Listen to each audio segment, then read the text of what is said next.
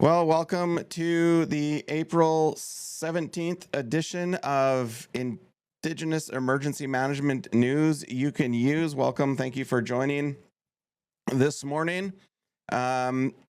We've seen a bit of a dissipation of all the weather alerts that were across the country yesterday. Thanks for the likes, everyone. Really appreciate it.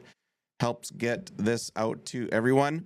And if you don't catch the whole live, you can check our YouTube homepage and Patreon. This recording will be uploaded shortly in the morning. So yeah, we're just seeing some, blizzard style weather warnings across western Ontario. Late season winter storm begins today. Still getting like snow through there, and then down in southern Ontario, still rainfall. Lots of precipitation. Yeah, that would be. Are you on that island there? I forget the name of it. I can turn on the Indigenous lands. That there, are you guys getting a blizzard today? Probably, if that's you. Yeah, you're supposed to get there's a blizzard warning apparently through Environment Canada. So not sure if you're seeing that right now, but it's saying blizzard conditions with poor visibility in snowing and blowing snow is expected. That's Thunder Bay. Oh, I'm not sure where you are. Are you in Ontario then, maybe? Yeah, the green here is snowfall warning, 15 to 25 centimeters. And then winter storm warning, another 15 to 20 with reduced heavy snow blowing, freezing rain, buildup of 2 millimeters. If you don't see anything highlighted, then you're pretty much typical. If you're at the top of Superior Lake, you're probably, you can kind of see there, like kind of where the storm's kind of not traveling through. So if you're in that area, yeah, you're going to be pretty close to it. You might get a little bit of freezing rain. Kind of the map borders don't, obviously storms don't follow this exact direct line, but you might get a little bit something today. So stay vigilant always anyway, stay prepared anyway, and keep on keeping on with the safety part. So I'm going to pull up the current conditions for the flood risk, because we're still watching Peguis. They had a little bit of a reprieve. Current conditions. There we go. They had a little bit of a reprieve. Yeah, it's, if you're okay, it's probably not touching you. Then the map's probably pretty spot on with it. But yeah, we continue to watch Peguis Nation in Manitoba in the Interlake region. Floodwaters are expected within days. So Manitoba Premier Wab Kinew said the province's flood forecasting center has warned this could be a very threatening spring for the Fish River area. The province advanced $1 million to Peguis to ensure resources could be mobilized quickly. The chief bird for Peguis said the runoff water is expected to start on April 19th or earlier. Once the runoff starts, Peguis will have only a few days to react. So that kind of falls in line with some of the reporting about major flooding occurring April 23rd-ish timeframe. What else here? They have deployed, as of yesterday, there was about 110,000 sandbags. I think there's probably a lot more than that right now.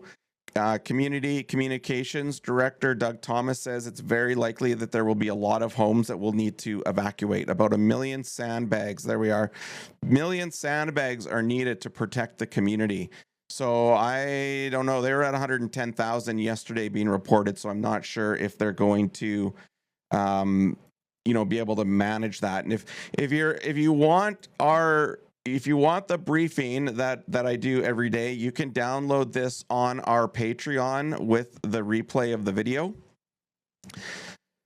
Through EMAP, Indigenous Services Canada is funding support to provide flood mitigation, including sandbagging, as well as administrative and engineering support. As typical, the nation's calling for permanent flood protection, right? As the history is known, Peguis was forced out of their lands and relocated to this area. So really, this is the Crown that has put them in this vulnerable place right now. So we'll be watching this over the weekend and kind of hoping the best for Peguis and hoping that they're getting the help and everything that they require.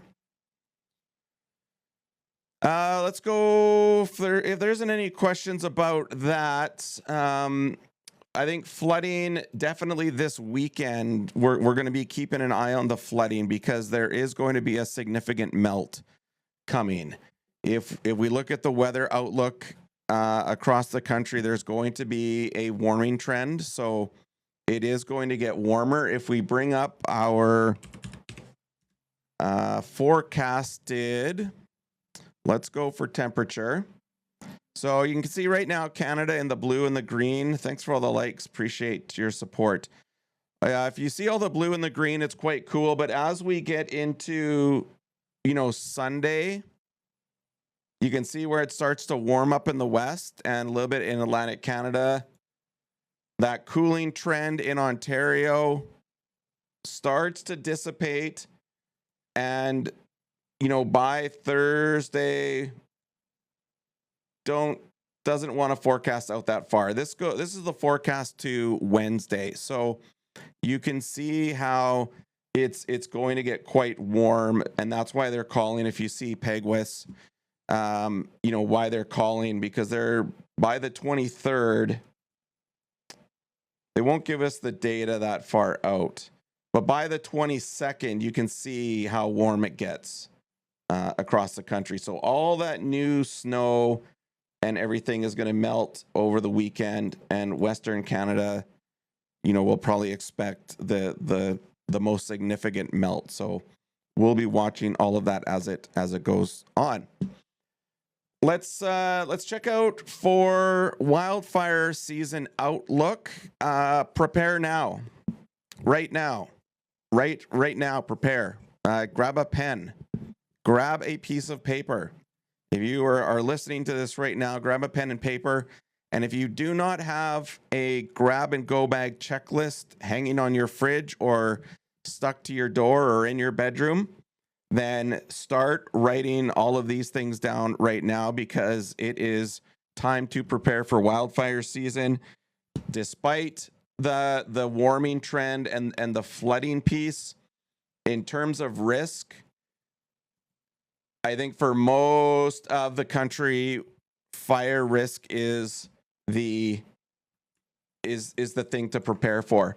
So we've even got a new start in BC, 4 hectares right there. That was as of yesterday night. So even down around Calgary, there was a monitored response. Oh, that's from 2026 again. I don't know why they keep those things on here so long, but definitely, BC is the active highest risk in the country right now based on the fire weather index. So if we go and take a look at the fire weather index right now, you can see, look at that. Southern Alberta's over the last 24 hours had some significant changes down in that southeast Alberta, but BC, you can see there where it's really, really high risk in kind of that Kamloops area. So in terms of it, here's what you got to write down. If you had to evacuate your house in 6 hours notice, what are the first 10 things you would want to grab? Right? Make a list. Is it some extra clothing? Is it some heirlooms? Is it a pipe or a drum or something that's been handed down through generations. Water, food, medication. I better update my date on my little text thing here. I'm gonna confuse people. Why won't it let me? There we go. I better put April 17th. I better do that quick. I don't want people to think that they're here yesterday. So yeah, if you have to evacuate, what are the things you're going to grab and take with you on a moment's notice? Because you don't want to decide in that moment's notice, because you'll probably just end up taking things that are really strange. And you don't need to put all of this stuff together immediately. I mean, if you have the means to put spare food and spare medication and things like that into a grab and go bag, that's fine. But I know a lot of families need the medication today. They need the food today. They need it tomorrow. They don't have spare. So please just have a list of things that you can grab. Also, a trend that I'm noticing that's always been around for First Nations during evacuation is, as we're doing in our wildfire simulation right now, there's sometimes a call to evacuate elders and vulnerable people ahead of sort of the healthy younger population. But often what that does is it separates elders from their main supports, or it creates a bit of confusion that only the elders and the vulnerable can leave, and that separates them from their family. Talk to your nation about, if there is a call to evacuate elders and vulnerable people first, you still move as an entire family unit. Don't let the evacuation separate you, because all too often we see an evacuation with Indigenous communities, the elders get to a foreign community, days to weeks ahead of the regular, like their family and all their support, and they just have beginning mental health issues, and it's not good. So talk to your nation about that. That's just a thing I put out there. But write down what you would put in your grab and go kit if you had to grab it. Much of Canada enters wildfire season in better shape than recent worst years. However, southern BC into southern Alberta and southwest Saskatchewan have already seen wildfire conditions emerge. BC is expanding the First Nations boot camps program, providing specialized training for wildland urban interface operations to over 1,700 fire departments. So that's really good news. First Nations and contractors, and they're investing $14 million in on-ground equipment, including new trucks and camp infrastructure. And that's all good as long as that emergency management, fire services management system is working in the background. You can have all the equipment and all the people that you need, but if you don't have the main management system operating well in the back, behind all of that, it just doesn't work. So within your community cultural context, you want to consider how all of that needs to function within your culture. So yeah, and sliding over here to Atlantic Canada, we've seen, again, despite all the precipitation that they've seen in southern Ontario in that region, right now the forest fire weather index is, it's low, but it's not nothing. So it's that water, that precipitation is not necessarily sticking around, and we know that because of the drought map that we've got. You can see, right, like the data aligns. If you look at the drought map, you can see in Atlantic Canada, you can see in BC, Alberta, Saskatchewan, where those dark brown spots are there. And when we put up the fire weather index, it's pretty close, right? If we want to look at fire danger, this is the fire danger. It's an indicator of how easily a fire might ignite in forest vegetation, how readily that fire would spread through vegetation. So these are the concerning areas at the moment. And again, I think by the time we do our briefing next week on Monday, getting into Tuesday, Wednesday, based on the temperature, you're going to see a lot of those areas go from low to mid-range potentially. So yeah, lots to consider, lots to discuss in terms of where things are going. So if you have any questions, please put them in the comments. I'll answer some questions. If you're not catching the whole live, this is being recorded. It'll be on our YouTube, our homepage, and our Patreon. Let's see here. What else we got in our briefing for today? Not much news out of Indigenous Services Canada other than what we've been talking about for the last week, which is really about their funding, non-funding for EMAP. The $738 million that they announced is not really a lot of new money. It's just health emergency management money with some bait and switch with their budget. And critics argue that the $55.6 million for EMAP is not truly new funding. It's a continuation of existing program.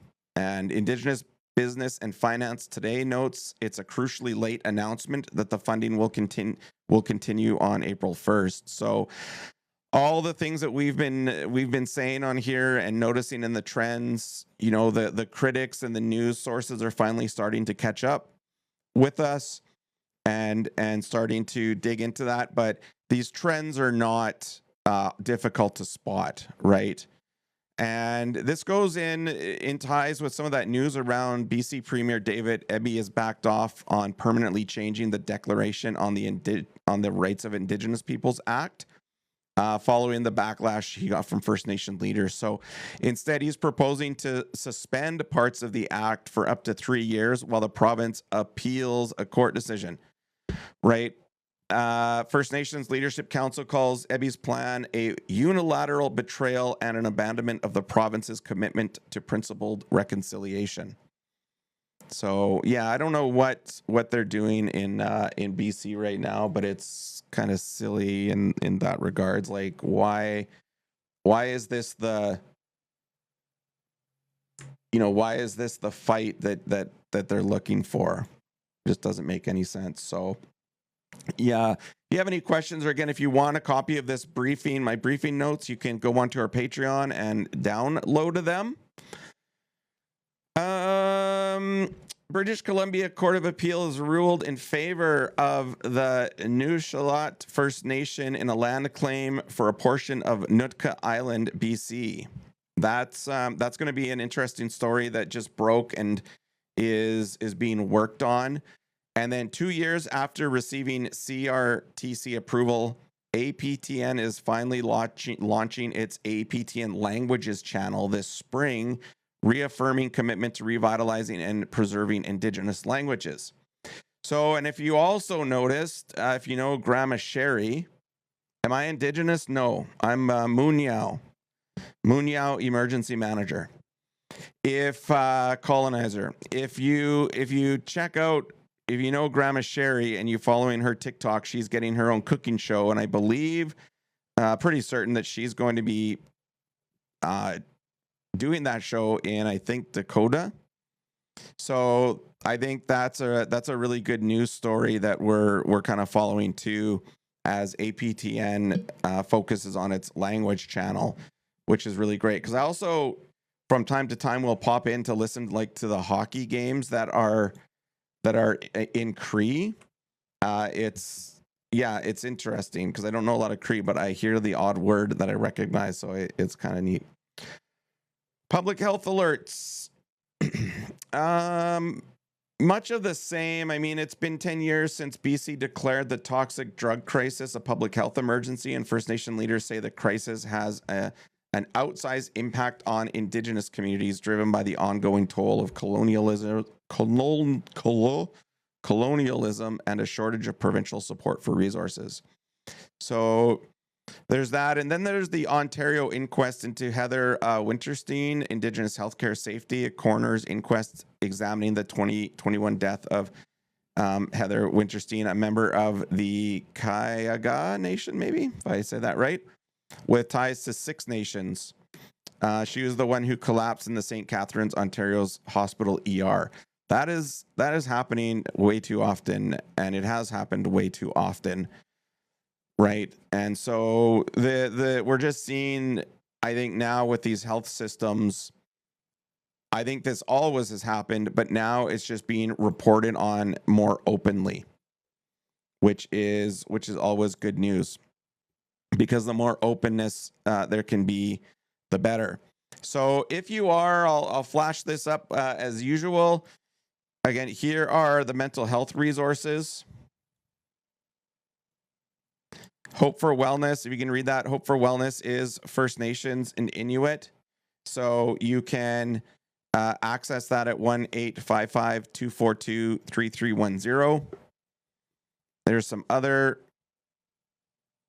key crisis line contacts for you.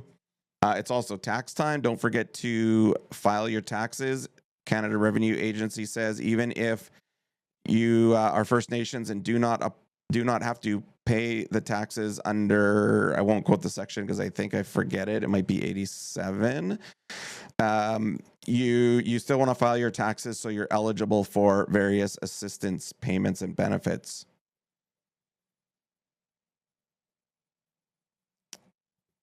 Following the RCMP native extremism surveillance, nothing too new in that, other than, Public Safety Minister Gary, what's his name again? Anand Dasangari, sorry, Minister, if I'm saying that wrong, did not commit to launching an inquiry. So that's kind of,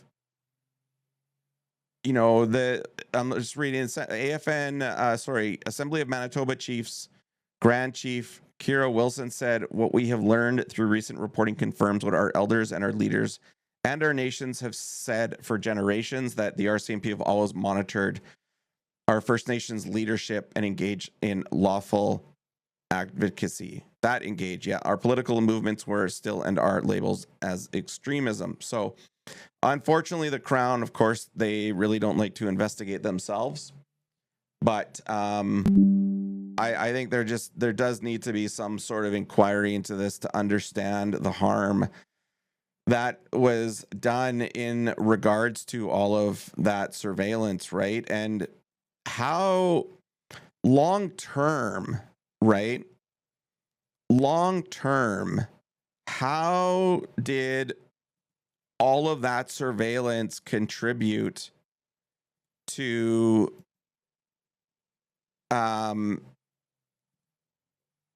just sort of like lack of development or lack of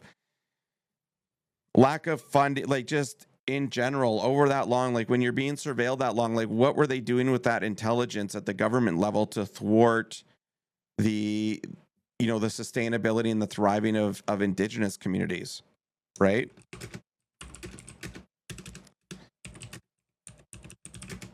So I think it's I think there has to be a push for an inquiry, at least to understand the impact, right? We have to understand the impact of the government's actions as a part of that RCMP surveillance effort, because there needs to be some type of compensation in somehow. I don't know how. I don't know what, but I would say that there has to be. It's just it's just kind of, it just blows my mind.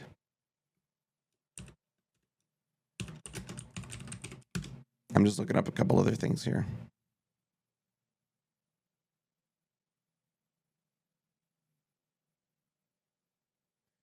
I was hoping to show off. Well, like I can show it off. It's just not going to have the update that I wanted.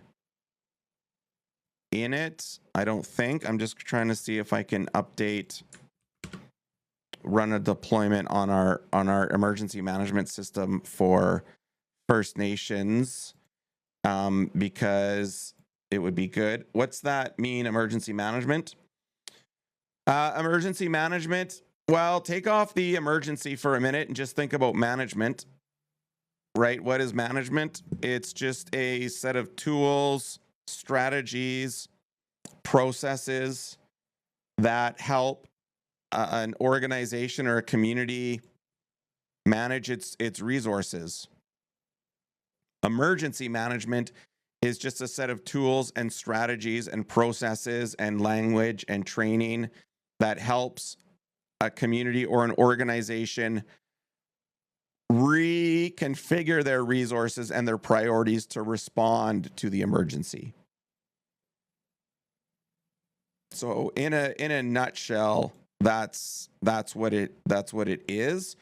It's a lot more than that. But in short, that's what it is. And in terms of, what that looks like, it's let me just put this in here. It's just a management system for when things are chaotic and things need to happen quickly. So hopefully that answers your question.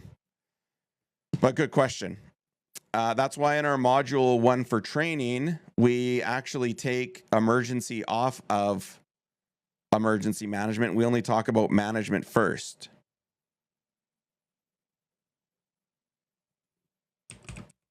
Because you can't do emergency management if you don't know what management is. And there's a lot of people coming into the field that don't have experience, managing as under the definition of the colonizer language. But if you think about, I did a podcast on this last week on Arctic community, small Arctic community response and emergency management. Well, if you're interested, TikTok Dan, we you can give us a follow and you can learn about it and get some training if you want and all that stuff. But we did a podcast through the Arctic Council's Q&A on emergency preparedness for small Arctic communities. And they were talking about how the indigenous people in Alaska and in the Arctic, they're only vulnerable to climate change and all these things because of, colonialism. They were resilient and prepared for 12,000 years and quite adaptable. However, it's the colonial systems that are vulnerable and create vulnerability, right? It's those things that are vulnerable. It's not the people or their culture or anything like that. Okay, and that's kind of the gist of it, right? So that's the belief, and I think it's true. There, a culture, people do not survive somewhere for 12,000 years in the Arctic because they're not well equipped or capable. So, yeah, those are good questions. I got to find my water. Hang on.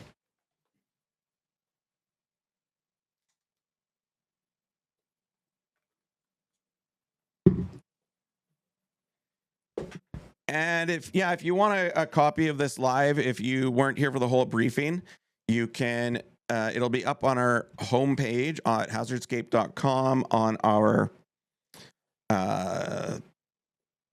YouTube and our Patreon. And I might come back on I'll be back on every day next week as well. We're here every day, 8:30 Mountain Standard Time. to do our daily situation briefings.